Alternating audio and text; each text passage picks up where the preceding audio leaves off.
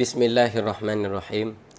Alhamdulillahirabbil alamin. Allahumma salli ala sayyidina Muhammadin miftahi babir rahmatillah adada ma fi ilmillah salatan wa salaman daimaini bidawami mulkillah wa ala alihi wa sahbihi.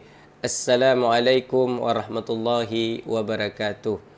Alhamdulillah, sahabatku yang dimuliakan Allah, insya-Allah di dalam tayangan video yang singkat ini, sebagaimana biasanya kita akan membahas tentang satu soalan, satu perkara yang kiranya sangat penting untuk kita ketahui di dalam kehidupan kita. Nah, baiklah, di dalam tayangan video yang singkat ini insya-Allah kita akan akan bahas tentang betapa pentingnya sosok seorang murabbi di akhir zaman. Nah, betapa pentingnya sosok seorang murabbi di akhir zaman. Sehingga ada sebuah ungkapan dari para ulama, talabus syekh wajibun ala kulli murid walau kana min akabiril ulama.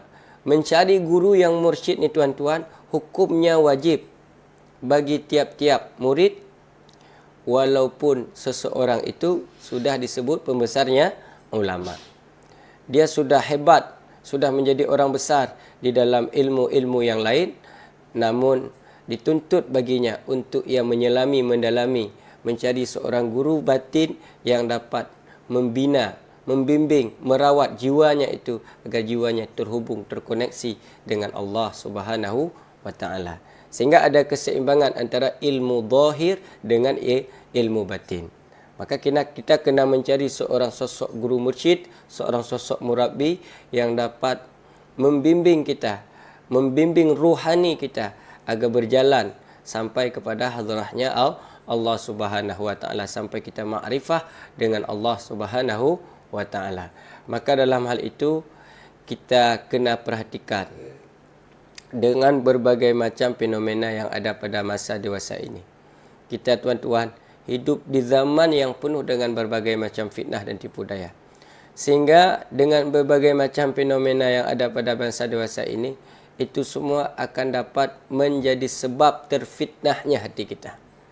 Menjadi sebab terfitnahnya hati kita. Sehingga tumbuh benih-benih kedengkian, kesombongan, kesyirikan, kenifakan.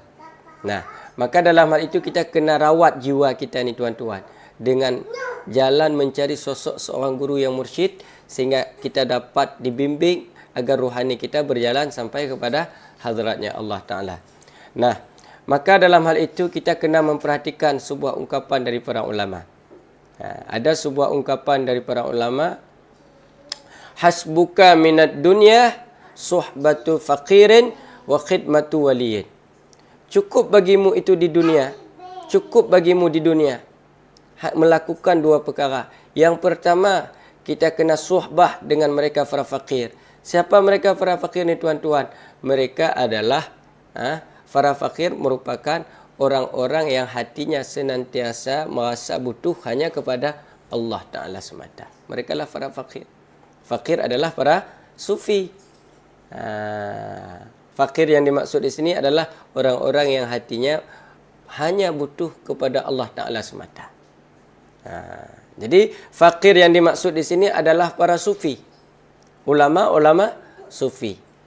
Karena ulama-ulama sufi adalah orang-orang yang mewarisi khusyuknya Nabi.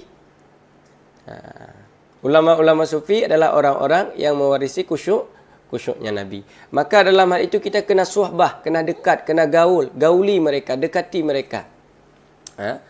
Sehingga dengan demikian itu akan dapat menjadi wasilah, perantara bagi kita untuk kita kembali kepada hadratnya Allah Subhanahu wa taala. Nah, itu poin pertama. Adapun poin kedua, kita kena khidmat. Kita kena layani mereka para aulia, para wali-wali Allah. Kita kena khidmat, melayani mereka para aulia, para wali-wali Allah. Bagaimana kita nak khidmat mereka? Dengan harta, dengan tenaga, pikiran, semua kita kena khidmat. Kita kena menjadi qadamun sidqin. Qadam orang-orang yang benar, pelayan orang-orang yang benar. Kita kena menjadi orang-orang yang senantiasa berada di bawah telapak di bawah telapak kaki para aulia. Kita kena menjadi orang-orang yang senantiasa berada mengikuti jejak langkah para aulia. Sehingga di saat batin kita telah dapat berada pada satu frekuensi yang sama dengan mereka para aulia, maka apapun yang ada di dalam batin mereka para aulia, muatan itu insya-Allah akan limpah ke dalam batin kita. Sehingga akan dapat menggugah jiwa kita untuk timbul cinta, rindu dalam batin kita kembali kepada Allah Subhanahu wa taala. Maka kita kena fahami bahawa mereka para aulia orang-orang yang memiliki muatan ilahiyah. Apa? Muatan ilahiyah di dalam batinnya. Bukan hanya cinta rindu itu pada lisan mereka, tetapi betul-betul cinta rindu muatannya itu ada di dalam batin mereka. Maka kita kena suhbah, kena dekat dengan mereka para murabbi, para mursyid. Demikianlah tayangan video yang singkat ini. InsyaAllah kita akan lanjutkan dalam episod berikutnya. Assalamualaikum warahmatullahi wabarakatuh.